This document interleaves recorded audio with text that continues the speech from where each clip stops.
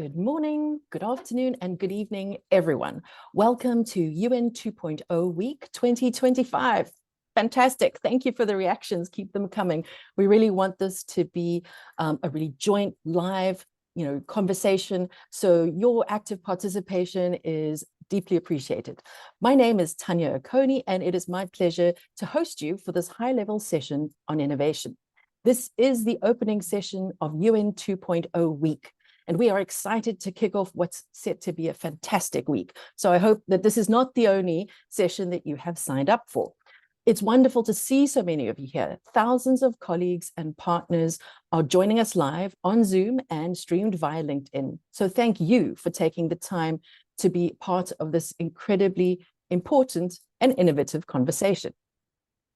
Before we dive in, let's get to know each other a little bit. We'd love to hear from you. So please, could you open up the chat that's linked at the bottom? And we'd love if you could share your name, your organization, and where in the world you're joining us from today, because we know, as I said, hundreds of colleagues in hundreds of places, and we really appreciate that global, unique view that the UN brings to all these topics. And can you share with us something that you do that helps you to create and connect with your creativity? I know that when I want to get creative, or when I hit one of those creativity blocks, I love sitting down with one or more children and just chatting, drawing, playing with building blocks. Really, they are an incredible power in terms of their limitless imagination, their creative ability to unsee and not see blockages and see ways that we can really creatively deal with barriers, and they're just inspiring. So that's sort of my favorite way. And oh, this is wonderful. I'm just looking at the chat and it's fantastic. Burkina Faso, South Africa, Colombia, Iraq, Philippines. I mean, this is amazing. And I hope you feel, as we all do, this wonderful sense of community, this global community that we're all part of. Fantastic. So let's talk a little bit about why we are here for our second run, our second year of focusing an entire week on UN 2.0. So let's remind ourselves, today is the first session of UN 2.0 Week. And that is all about transforming the United Nations to meet the challenges and opportunities of the 21st century. UN 2.0 is our shared effort to build the capabilities, tools, the environment that multilateralism needs today, harnessing science, technology, and human creativity to deliver on development, humanitarian action, and peace. What are those 5 capabilities? You often hear them perhaps referred to as the quintet of change. And if we zip to slide 5, we can see that at the heart of UN 2.0, these are the 5 essential capabilities. And you can probably think about yourself as having or being fascinated by one or more of these. It's data, digital, innovation, the focus of our panel and our opening session today, foresight, and behavioral science. But all of these are underpinned by a changing culture, creating space for experimentation, collaboration, and shared learning. So this week, UN 2.0 Week 2025, is structured around these capabilities and culture. And today, welcome, it's Innovation Day, where we have this event, a Solutions Expo, and 8 side events. And that's a similar set up for each of the days this week. So by Friday, hopefully you will have filled your minds with ideas, with new connections, and with inspirations of the work and experiences of colleagues around the UN in each of these areas. The theme of this year's UN 2.0 Week is delivering for impact. And this high-level opening session will highlight how innovation can drive real impact when the world feels particularly uncertain. In turbulent times, innovation is not a nice to have, it's essential work. And we'll be hearing from our panelists about how they've gone about embedding innovation at the organizational and system levels to drive impact for people and planet. We'll talk about the challenges, of course, as well as the opportunities. And I, for one, hope that this conversation will provide a valuable learning moment for us all, a moment to share, showcase, and be inspired by the insights and experiences of our speakers and each other. Speaking about hearing from each other, we would love to hear from you. You are an essential part of this conversation. So please share your questions for our panel by using the Q&A session. So that's a separate link to the chat. So here you can share your questions and also examine and upvote other people's questions, because we would love to, and we've scheduled a whole period of time to focus on the most popular questions that you have for our panel. So we'll be coming to those a little time later, and also to make sure you stick it out till the end of this only 1 hour long session, we'll share a taster of a game that helps identify our innovation super skills. So there is a lot to look forward to. This opening segment, our panel conversation, and your part of the conversation, your questions, and some of the answers to them. So who's involved in this panel? To conclude our opening segment, I'm going to kick off with our first panelist, who is sharing his comments in a video message. And after the message, I will introduce you to all the other panelists. Volker Turk is the current United Nations High Commissioner for Human Rights. He's previously held senior positions at the United Nations in the Executive Office for the Secretary General and in the Office of the High Commissioner of Refugees at its headquarters in both Geneva and in offices around the world. So let's take a moment to hear Volker's thoughts on our innovation delivering for impact theme. Over to you, Volker.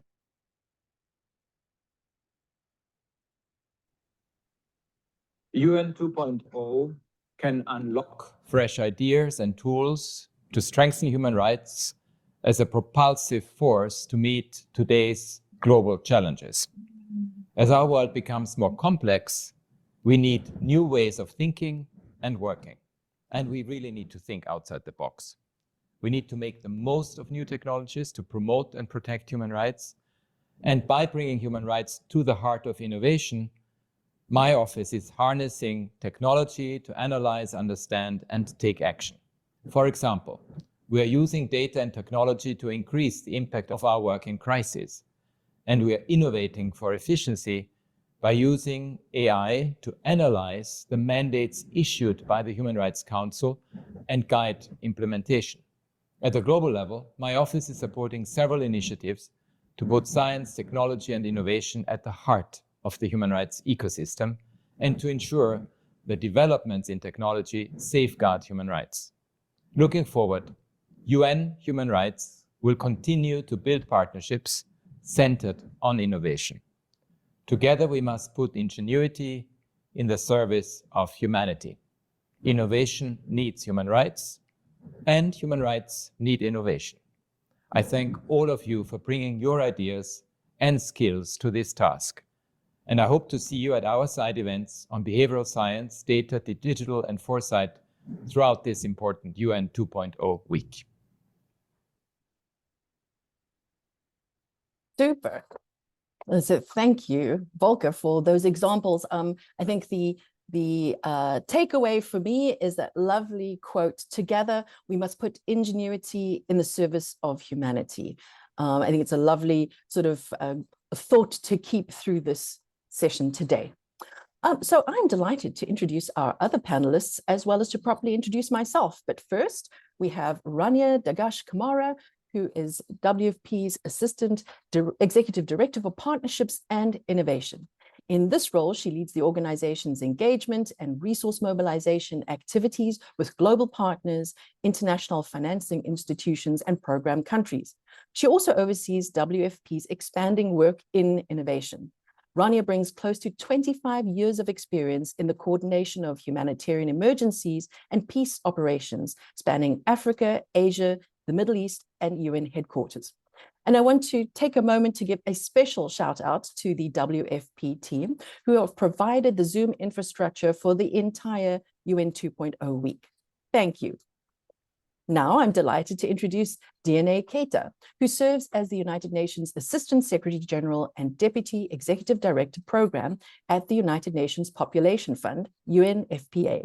She leads the organization's strategic planning and programming, including on demographic dynamics, gender equality, and sexual and reproductive health and rights. Ms. Keita brings over 30 years of leadership experience within the United Nations system and in government. And fun fact, DNA also helped open the inaugural UN 2.0 week last year. So one of you had a question saying, will this be annual? And we certainly hope so, because we intend to be able to have lots more to showcase about the impact that innovation and the other quintet can deliver. Speaking of someone who has a view across the entire quintet, we have Kirsten Yauer, who is the Deputy Director of Strategic Planning in the United Nations Secretary General's Office, leading key reforms, including the UN's data strategy, complex risk analytics fund, and UN 2.0 agenda. He connects digital, data, and innovation efforts across the UN system to enhance insights and impact. And he previously supported UN humanitarian and peace operations globally and joined the UN from the private sector. Next, Alexandra Bilak, who brings 20 years of experience in the humanitarian and development sector with a focus on migration and displacement in the context of conflict, disasters, and climate change. After a decade working in Africa, she joined the Independent Data Monitoring Committee, IDMC, as head of policy and research in 2014 and became its director in August 2016. She created and now directs the annual publication of the flagship Global Report on Internal Displacement and leads the IDMC team to provide data, insights, and technical expertise to a growing number of partners worldwide. And lastly, I'm Tanya Coney, Senior Advisor on Innovation at UNICEF, where I lead futures-focused transdisciplinary work exploring emerging areas of impact for development. I bring cross-sector experience spanning public, private, and academic fields, and have advanced innovation across the UN system for more than 15 years, supporting more than 100 countries to scale solutions that have improved the lives of millions of children and their communities. Alongside WFP and UNDP, UNICEF is proud to be a co-chair of the UN Innovation Network. So now that we all know who's who, let's begin the conversation. Our first question is really to all our panelists, but I'd love to ask Rania first. We are living in a unique moment, and innovation is needed to adapt and creatively problem solve to deliver for impact, as well as to find novel ways to increase the UN's efficiency and effectiveness. So based on your experiences, could you share with us a key example of how innovation is making an impact in the lives of the people we serve and how it is increasing our effectiveness? Over to you, Rania. Thanks a lot, Tanya. Can you hear me? Fantastic. It's such a delight to be here with you on opening week, and lovely to see all of my fellow panelists. And Kirsten, it is fantastic to see you. So it's a great question, Tanya, and I don't think this could have come at a better time. For us in WFP, you've heard us say this, our DNA is merged with innovation. When you have to deliver food to vulnerable communities across the world, and we feed over 120 million, it has to be faster, it has to be cheaper, it has to be, towards lowering needs ultimately as well. And so it's a big part of our push for efficiencies from the day this organization was started. Now, what do I want to refer to as a good example? I would say building blocks would probably be the one I want to put on the table. In Ukraine, for those of you who serve there, you know that we put in place a system which is blockchain based. And what it helped us do is to make sure that the billions of cash assistance that were put across enabled the UN and the NGOs to have a unique identifier per person. No duplication, no issues, and absolute efficiency in putting that, and saved us, I would argue, tens and tens of millions in that time in Ukraine, and it's something we continue to build on.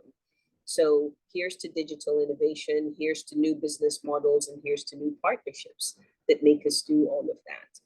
I can go on so good, you stop me. I know. And that's, it's so unfair to our panelists, because when we were planning the session, everyone said, what, only one? But I have so many. So thank you for kicking it off, Rania. I'd love to hand it over to DNA and then Alexander and Kirsten. But yes, to acknowledge that because of the work of so many of you online and because of the ideas and support of so many others of you online, I'd just love to flag that we have tons of young people posting questions, which is super. But DNA, share with us an example of impact. Thank you so much. You keep me on my toes, having me for the second year around.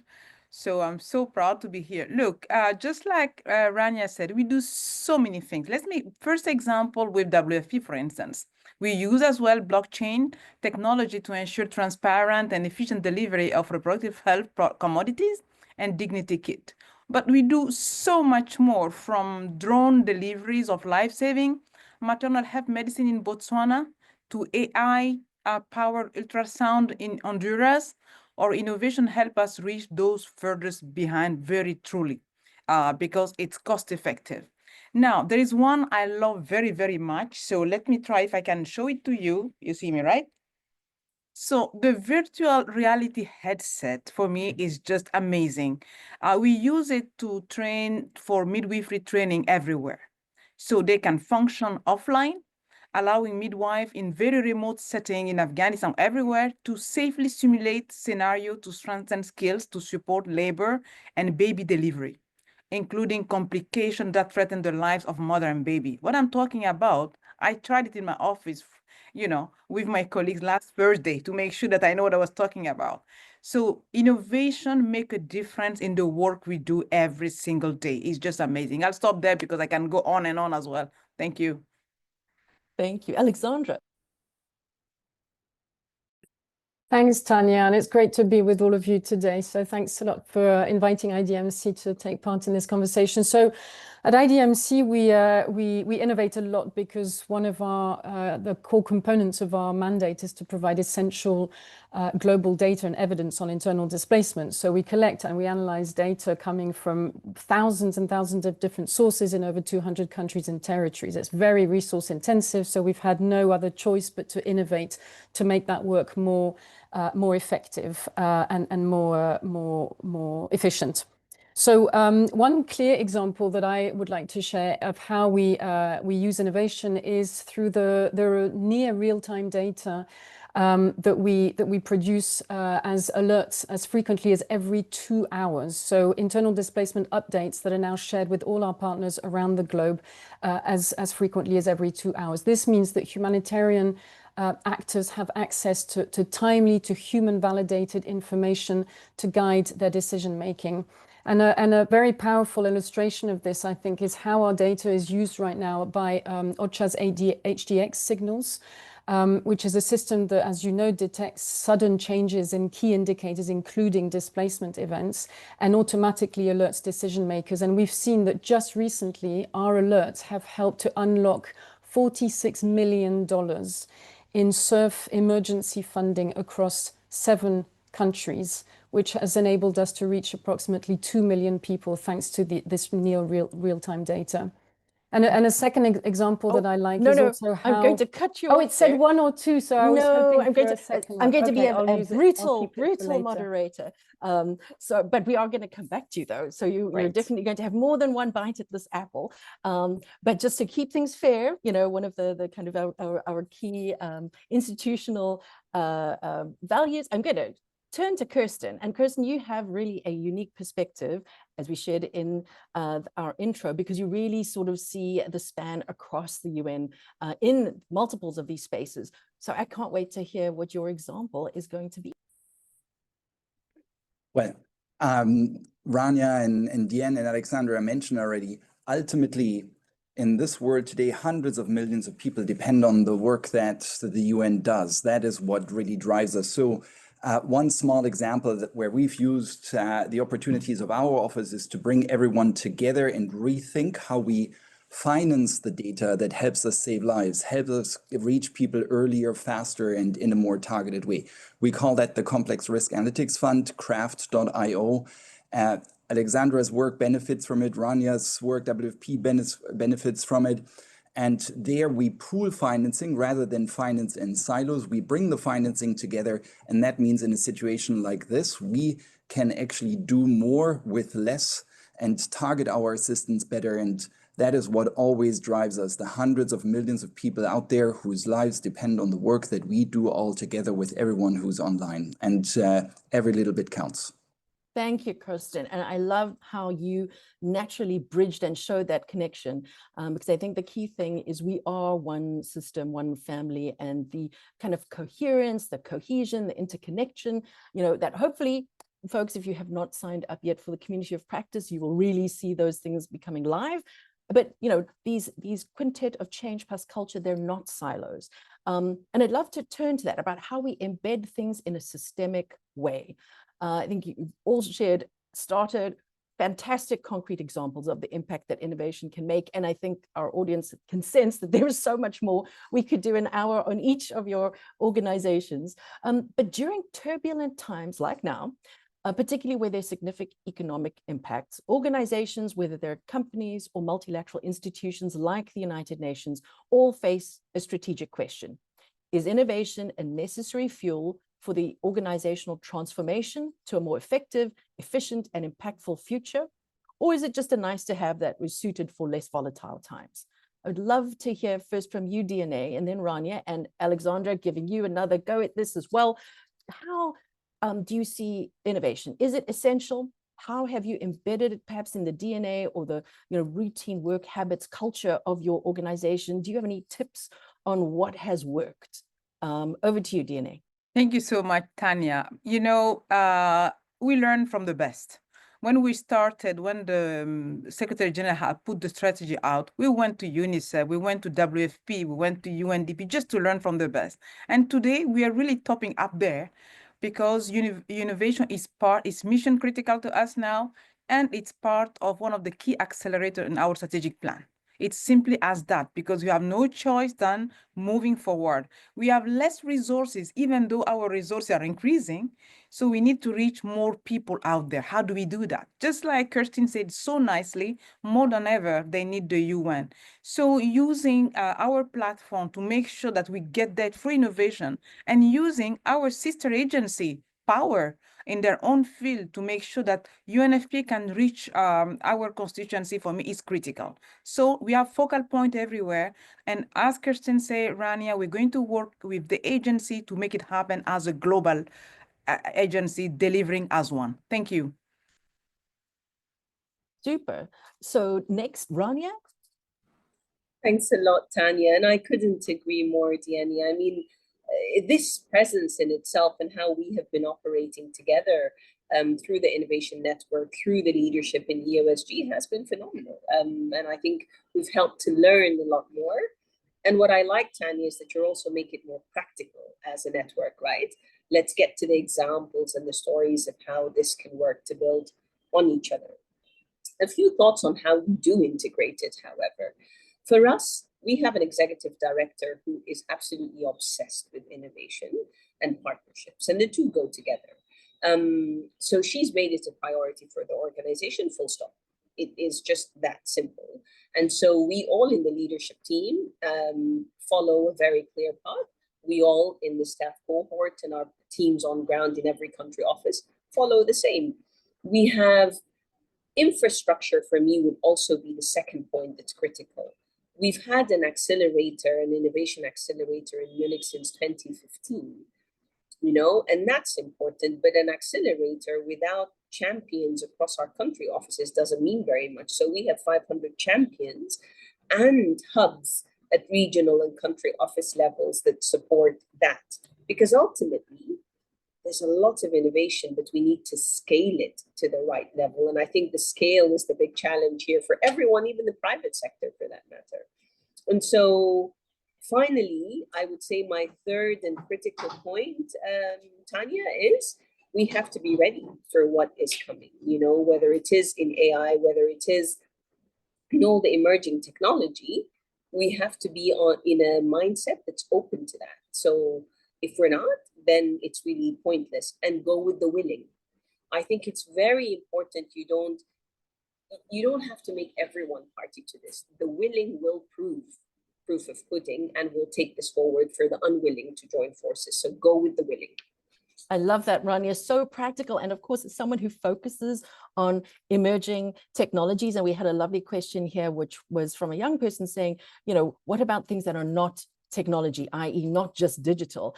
And to definitely share, absolutely the UN together is very focused. You may have heard a number of examples so far that are around technology focused, but equivalent, we're looking at capabilities, Tanya, like, design thinking. Yeah, forgive me. Yes. I'm going to interrupt simply just to say the reason I didn't say airdrops, because it is non-tech. I mean, when WFP was created, we needed to deliver food to places we weren't in large scale. You drop the food. Airdrops are an innovation and they are non-tech. And every day there's a lot of non-tech that comes at all of us. And that's where the infrastructure helps bring it together. You're 100% right person who said this. Thank you.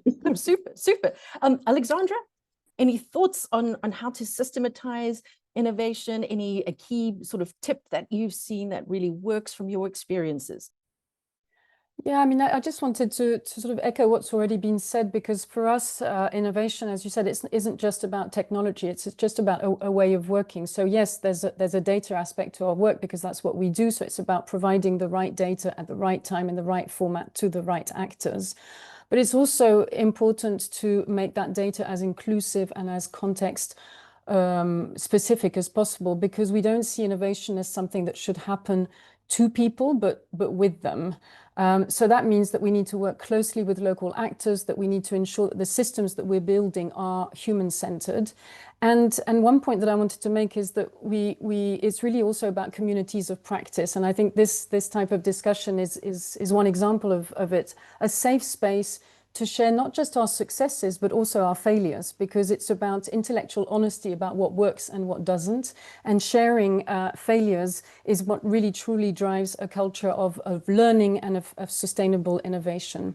So I just wanted to add that. Thanks.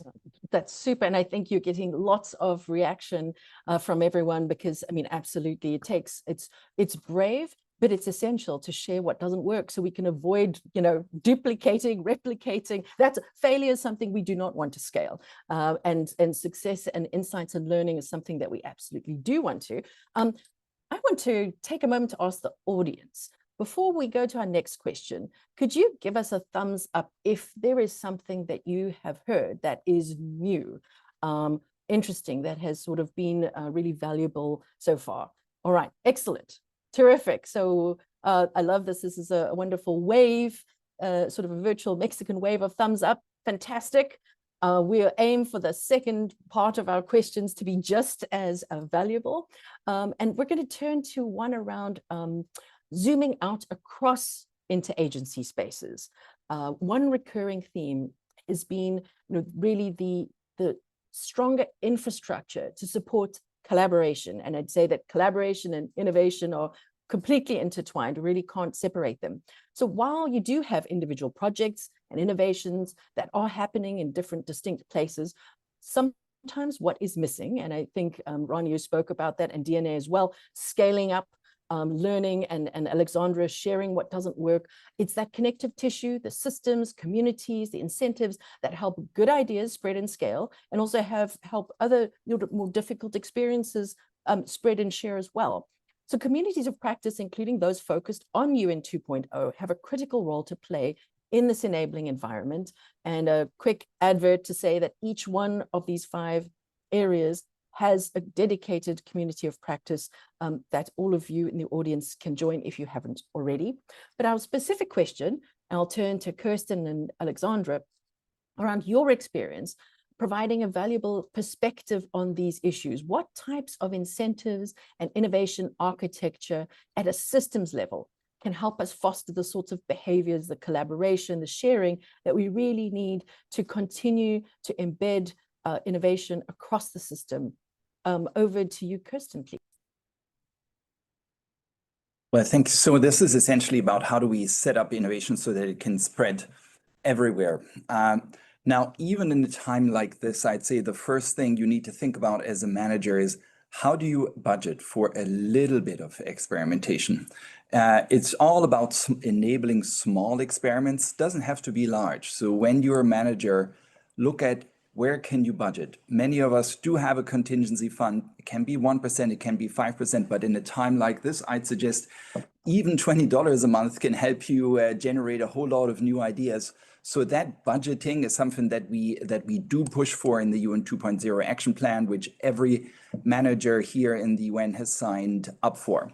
Now, a second thing I'd focus on when it comes to enabling innovation everywhere is, some of us on the panel already mentioned, build spaces for innovation. Create spaces, whether they're physical or whether they're virtual, because they signal permission to experiment without the normal constraints. And that can be as simple as creating a new channel or a group on Slack or Teams where people are free to talk about things that are not the day-to-day tasks, or it can be a physical space. Rania mentioned the WFP accelerator where colleagues have time to experiment. That really matters because it feeds back into the rest of your organization if you do it well.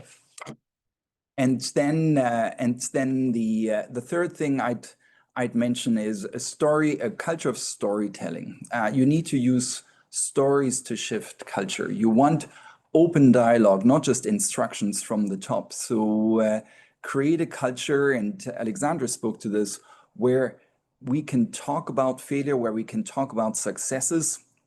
And it can be as simple as kicking off your meetings as a manager by asking, what did we learn last week? We often do that in our team.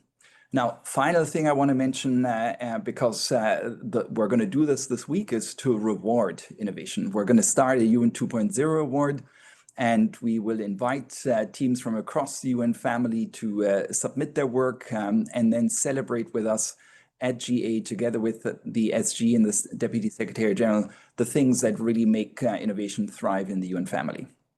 Super, thank you. And Alexandra, over to you. Yeah, I agree with everything that Kirsten said. But in my experience and in the experience of IDMC, I think that embedding innovation across the humanitarian data system requires two key shifts. On the one hand, we need to actually change the incentive structures around this. We need incentives that actually reward collaboration. And we need an architecture that builds on existing work rather than duplicating it. So first, on the incentives piece, we feel that too often innovation is linked to a certain willingness for visibility or competition for limited funding, which can actually discourage cooperation. But if we instead reward organizations for sharing and for co-developing solutions, we drive that system-wide innovation. And this is very much what Craft is encouraging at the global level, and why we're so pleased to be part of this initiative. So there are good examples out there. There are platforms like HDX Signals that I mentioned earlier, or data sets that are curated by IDMC, by IOM's DTM. These are all essential tools for response, for early action, but they need sustained support that often falls outside the traditional funding models. And then secondly, I think we need an innovation architecture that treats data infrastructure and interoperability as public goods. So rather than chasing, the next shiny innovative tool, funding should really support the basics. We need core data sets, we need essential data sets, we need tech platforms, because without that foundation, any model that we're going to build, and advanced models, simply won't function. So if we get this right, we believe that unlocking faster, smarter, and more equitable responses is going to be possible. We can move from reactive to proactive. We can stay grounded in real-world needs, and we can innovate better together. Great. Thank you. And I want to just pick up on something that both of you said, which one was really around, sort of systems, around incentives. And Alexandra, you just touched on, financial and other sort of support, because we have a couple of questions from young people in the chat, in the Q&A, that asks around the kind of support and opportunities that exist around the UN. And I would say it is a range of different opportunities. So much as Karsten was mentioning, an incentive within the UN for teams to submit ideas. I will just sort of say for UNICEF, there are a number of ones that really focus on innovations by young people. So in the climate space, which one of you asked about, there's Innovation 30. We also sort of, run a venture fund that focuses on funding startups in program countries only. And there's a whole range, for example, there's something called Imagine Innovation, I think, which is around young people, so 24 and under, and the sorts of solutions that all of you come up with. And if you look across the UN in each of the different mandates, there's a whole range of ways that are seeking, supporting, and wanting to grow the ecosystem. And I think that's another sort of question that was asked. So there really is a richness. And what your questions share is that maybe we need to be better about enabling that information to be better found. So that's my takeaway, but I'm going to sort of solve a few or answer a couple of these questions. But let us turn to leadership, because we know that leadership and we know culture are two incredibly important elements, whether you want to scale, to be effective, and to be innovative and be creative. So we'll only be successful if we're able to create those environments within which innovation can thrive, and where innovative behaviors become the rule and not the exception. And we have at least one very specific question about this, which I hope, Bernardo, this specific panel on series of answers will answer your question. So innovation is a powerful transformative engine for incentivizing and influencing organization culture. And we know that culture is a critical success factor, and you've seen it. It's that underlying element of UN 2.0. So the question to all of the panelists is, what does having an innovation mindset mean to you? And how can people in leadership roles such as yourself encourage and model innovation, collaboration, and culture in your teams? Is there anything that you do to sort of demonstrate that this is a daily habit, that this is sort of not a special once-off thing? Would love to ask, maybe Rania, could you take this one first? So many thoughts, Tanya, that's the problem. But it's fantastic to also hear you, Alex, articulate so well the opportunities and the failures. I think it starts with the individual, Tanya. You do need to have an open mindset. And whilst I boast that I do, and that I do follow news on innovation, on what's possible, so I learn, and I also play with it, I use it myself. Where I can. When ChatGPT came out, I was in UNICEF and I wasn't allowed to use it. I used it, rules be damned. I used it because I wanted to know what the parameters were and what's good and what's bad. But more importantly, as a leader in an organization, I do that and I open spaces. I don't speak about it as much as I should, Tanya, to actually effect the culture change. And I think this is also a takeaway for me from today, that maybe in everything, and I do a lot of external speaking and internal, I need to have this as a fixture in what I say. And maybe that helps. That's my commitment anyway today. That's marvelous. I'm inspired already, Rania. Can I turn to you, DNA, and then Kostin, and then Alexander? Thank you so much. What a fantastic panel. We are a data organization as well, so I absolutely understand what Alexandra is mentioning. But I think the mindset, just like Rania said, for me, it's about passion. You have to love your job. And I'm in a very specific business at UNFPA. If you don't love that job, you cannot do it. You have to be curious and very agile. And for me, the first thing is the language. I don't know if you all recall, but when Afghanistan biggest crisis started not long ago, the Secretary General deciding to communicate with our own people in the local language made all difference. Because the mindset, the staff, I've spent 25 years of my life in the field. The field people need to know that they can think in their own language and innovate in their language. Do you know what it is to be in a place you are having a surgery, obstetric fistula surgery, and yet there is no electricity, nothing is happening. You have to keep on going. That's innovation without any technology. You see? So for me, the mindset is how as leader, we encourage our staff wherever they sit to dare trying, and give them a little bit incentive, just like Kirstin said, and I'll stop there. Oh, that's super. And I think that's, you've just pointed out something really critical, and hopefully we'll come back to Natasha's most upvoted question at the moment, which really is around that. It's around remembering that our heart is with the people who are in, they're not wherever we are, they are where we you know, they're everywhere. And that idea of, you know, local languages and being accessible is really critical. So over to you, Karsten. Yeah, I would say, but the being curious matters, the keeping it moving matters. Rania and Jens spoke to that. I'd add one more thing. Allow yourself to be vulnerable as a leader, and that can be very simple. In the service of keeping things moving, just admit when you're faced with a choice. I don't know if this works, but let's test it. We don't know everything, but let's keep moving forward and let's keep learning. So I try to often say, I don't know if this works, but let's test it. And then we can always correct, but let's keep moving. I love that. And I think that's going to tie to, we have a couple of questions about measuring. So do we measure? How do we know when things work or when they don't? Alexandra.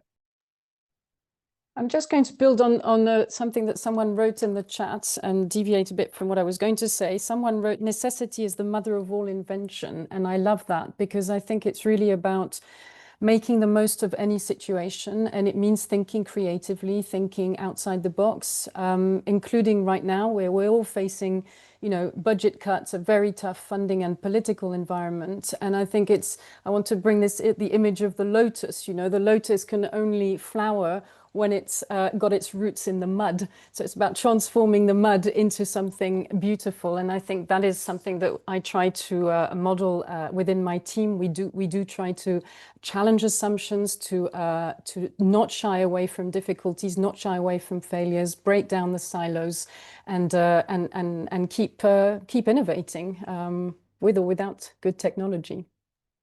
Thank you. And I mean, yes, absolutely. I think there's a whole language and sort of key conceptual pieces around constraints.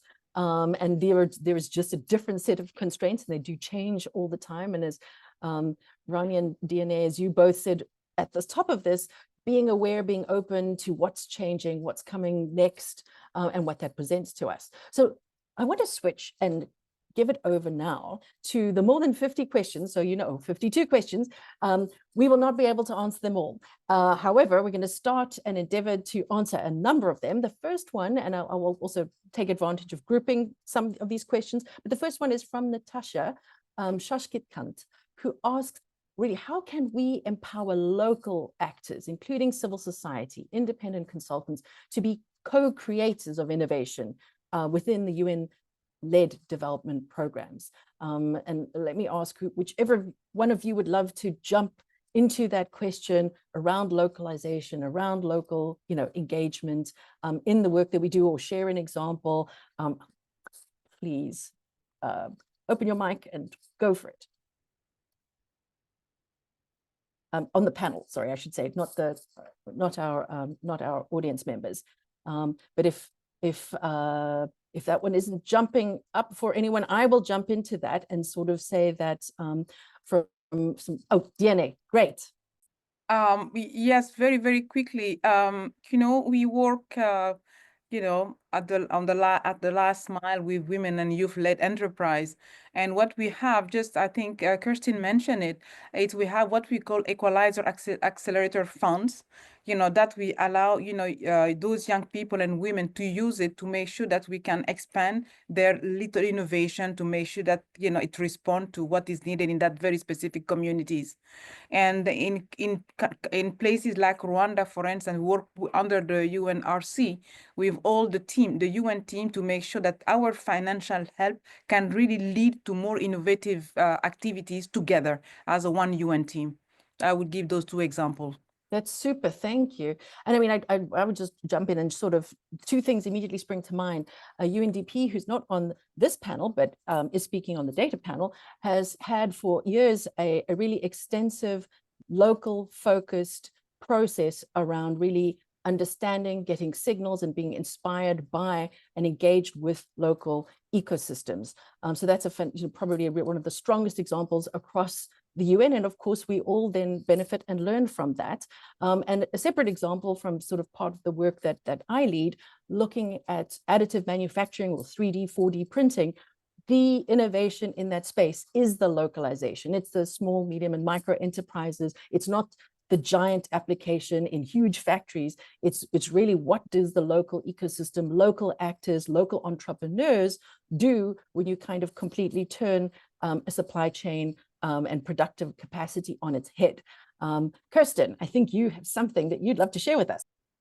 Well, on the local agenda, I mean, just to share sort of from the big picture policy perspective, I think Natasha's question is really important. And let me give you two reasons how the Secretary General and the entire leadership team is recognizing the importance of local action and local knowledge. So first thing is the Secretary General put out 2 years ago a document that we call Our Common Agenda. It's really our North Star for the UN family on how do we improve our work for the 21st century. And at the heart of it is the idea that our work needs to become more networked, more diverse, more connected to local ecosystems. And we took those ideas into the Pact for the Future that we agreed with member states. So there's a big policy commitment from top leadership to go more local. And you will see this also translate into more practice now that the UN turns 80 and we're rethinking our work more fundamentally. We're just about to launch a humanitarian reset, to rethink how humanitarian assistance is delivered. And a big part of that is also more localization in the humanitarian work. And I know that Rania and the team are very much focused on that. So just for you to make sure that going local and connecting to local know-how and practice is a big, big part of our Secretary General's push on the future of the UN family. Absolutely. And Kirsten, I think, you've made a really important point, which is this entire UN 2.0 capability building is precisely sort of to enable those skill sets and that capability set to exist everywhere. So none of this should be something that is seen as a top-down, headquarters first, pushed out elsewhere.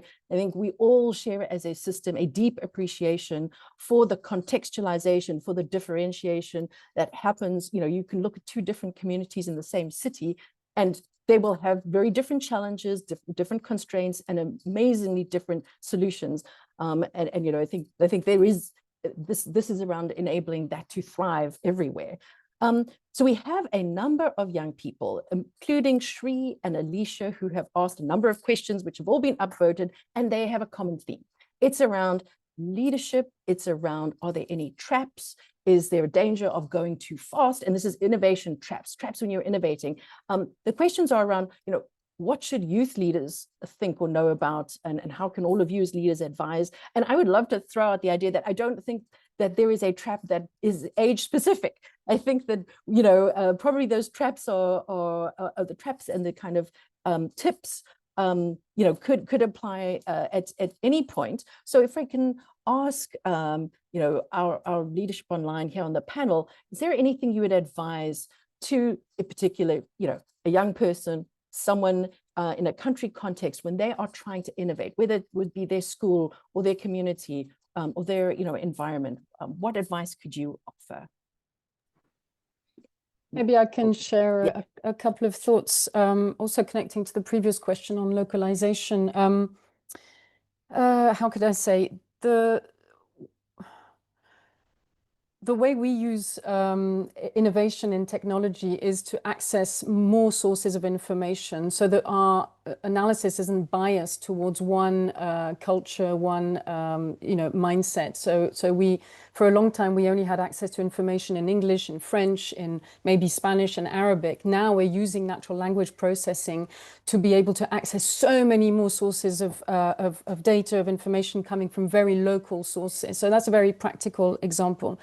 But you do need feedback loops, and you do need human validation in all of this. It's not enough to let the machine do it, because mistakes will creep into that. And that's why we still have a team of people who are validating the data and who are basically filtering out all the noise. And if I were to give a tip to to young people. You're right, Tanya. I don't think there is an age-specific trap, although I may say that I'm sure the way I use ChatGPT in the few instances where I do use it is very different from how my 14-year-old daughter might use it in the future, because I've got, well, I would like to think that I have sufficient experience to be able to kind of filter out the noise or the mistakes coming out of ChatGPT in a way that perhaps a younger person may not have, you know, the exact same amount of sort of life experience. So I think, again, the human validation piece is key, ground truthing the tools in local realities and creating these constant feedback loops to ensure that what we are coming up with is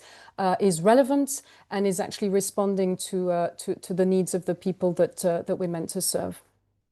Thank you. And if I may, Tanya. Yes, please. Yeah, and I love everything Alex said. Really, thank you so much for your insights. I think there is an age trap, in fact, and I think possibly my generation was caught up in a lot of turf lines. You know, if you're innovating today and you're a young person, please throw that out. Collaboration is the future. Reach out to whoever you can on ground, speak to them, work across lines of organizations, and not just in the public sector, but please reach out to the private sector as well. There's a lot that they're struggling with that we're struggling with, and I think we don't do enough of this. So just scrap that and reach out, because in that unity is our strength as we started. So bring whoever you can with you on a solution or a thought or an innovation, and it will only take us further in this business, at least, that we are in, of saving lives. Super. And I'm going to point out, we're going to answer 2 more questions, and then we're going to move into our kind of closing part of the session, which has lots of exciting things. So please don't leave yet.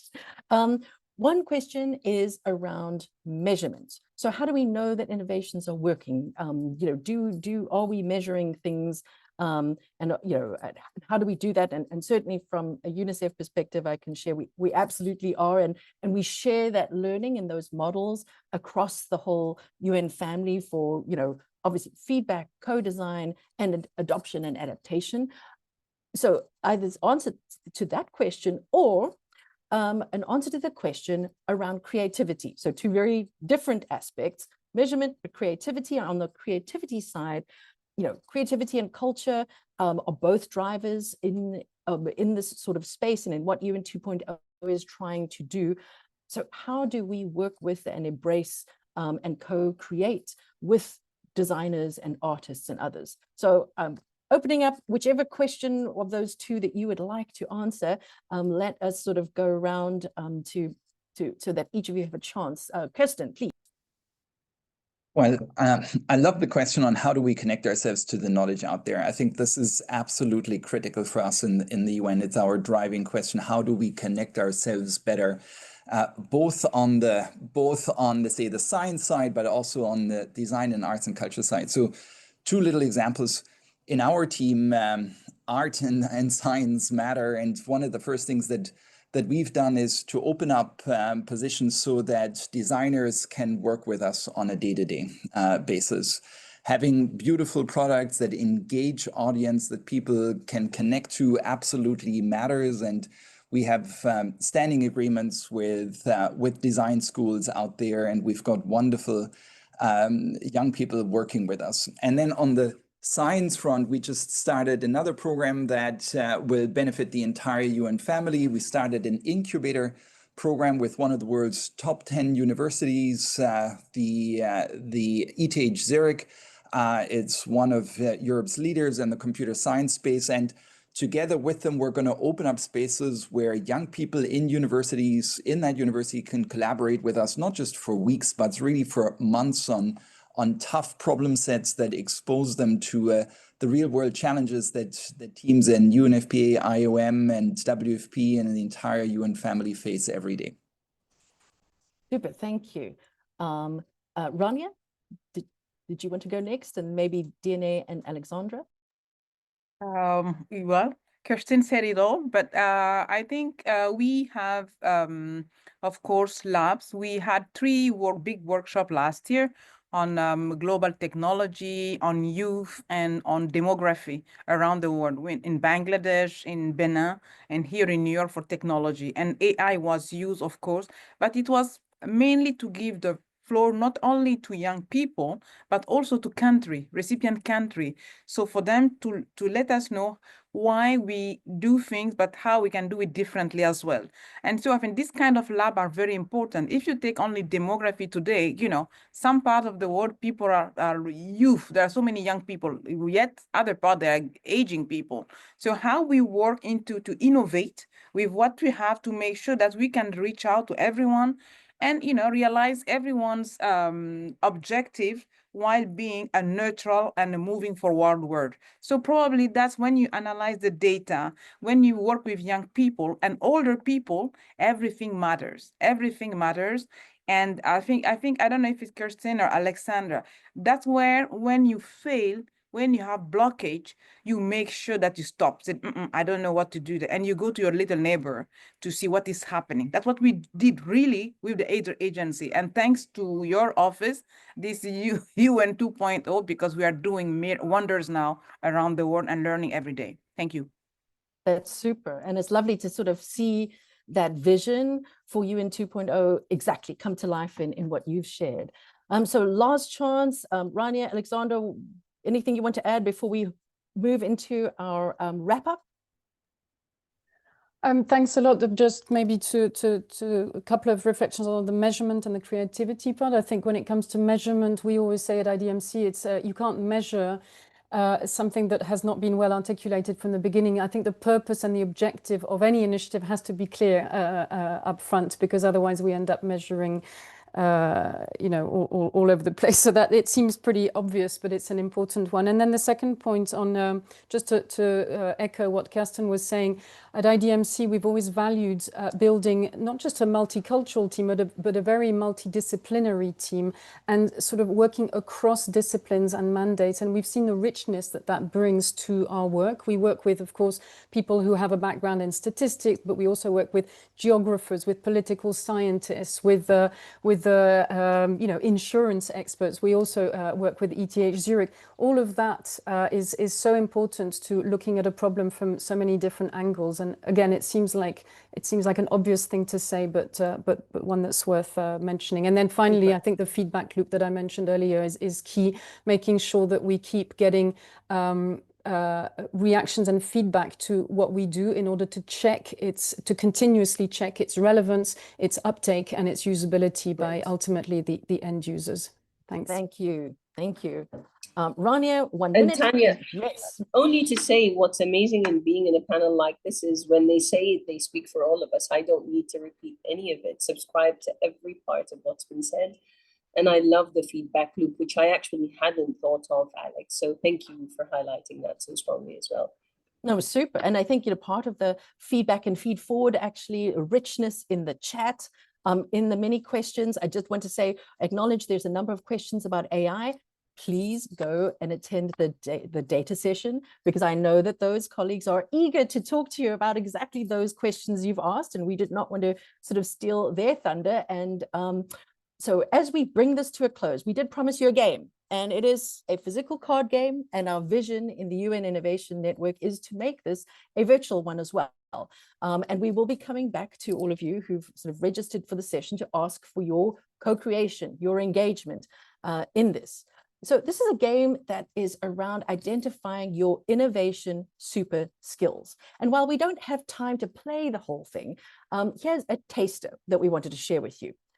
We're going to bring up 3 of the cards. And you can sort of see, one is bureaucracy buster, the other one is moral compass, and the other one is a status quo shifter. And if we flip to the back, you'll see the definitions of each of these, and they are written to be, a little bit sort of fun. So in terms of being a bureaucracy buster, you're an exemplar of constraint breeding creativity and innovation, just some of the things we've been talking about. And number 2, a moral compass. In the race for results and resources, you are the ones who bring up the ethical considerations. Who aren't we meeting when we're looking at sort of scale? Is it scale to everyone? Is it scale to the most needy? and the most marginalized, difficult questions that are faced every day.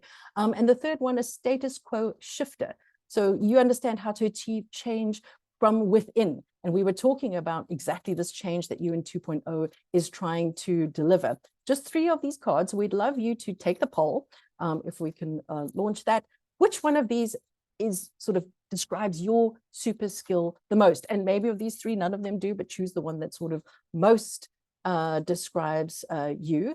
And that's really the point of the game. The game is that there are, 49 others of these options that describe lots of different super skills that a successful, innovative kind of culture needs. And they are really, really quite different skill sets. So we are going to be working within the UNIN to develop these further and to sort of expand on them and make sure that they really feel like they're relevant and resonant across the UN system. And we would love to sort of expand and have more input in that process. Can we see what the result is to the poll, by the way? No, so I'm not allowed to vote, but that would be okay. So the moral compass, the status quo shifter, and the bureaucracy buster. Fantastic. So look out for this, and look out for this opportunity to co-create with us, which is a question a number of you were asking. Where is, the creativity? Where can I join and follow up? Where can I find out about all of this? Here we go. Each of the 5 areas in UN 2.0 has a dedicated community of practice. And we encourage you to sign up for that, because that's where you'll see us reaching out, sharing, and really having this information sharing, question sharing, failure sharing platform. So thank you to all the speakers and to all of you, especially for your engagement, your questions, your challenges. This is just the beginning, not only the beginning of the week, but the beginning of us moving forward together. And if you'd like to keep these conversations going, you're really warmly invited to join these communities of practice. Not only that, this entire week continues. This is just the very start of it. And each day is dedicated to one of these 5 areas. And you can enjoy a high-level panel such as this with leaders and change makers. There's a daily solutions expo. So a number of you were asking, where can I find out what different parts of the UN are doing? Where can I find out what's working? What examples and experiences people have had? Please visit the Solution Expo. And there are many, many side events. And we really want you to join in, to provide feedback, to sort of really see what is currently underway, what people are excited about across the system. Then if we can move to the next slide that has a QR code. This is where if you can sort of screenshot this, or use your phone and grab the QR code, and this will take you to the sign up page where you can access all these additional sessions. And of course, this wouldn't be modern if we didn't say like, share, and subscribe, especially. So please do follow us on LinkedIn. This is really where we constantly highlight learnings, opportunities, ideas, and ways that we would love to engage and hear from you.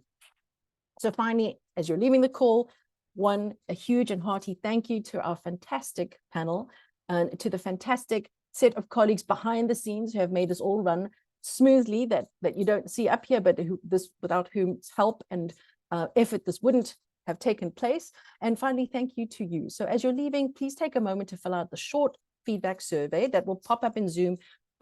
This really helps us. It will help us this week even, to make sure that these events are better tailored and address any of the ideas or suggestions that you have. So again, thank you all. It's been my great pleasure to be your host, and I hope that you have a fantastic UN 2.0 week. Bye-bye for now. Thank you.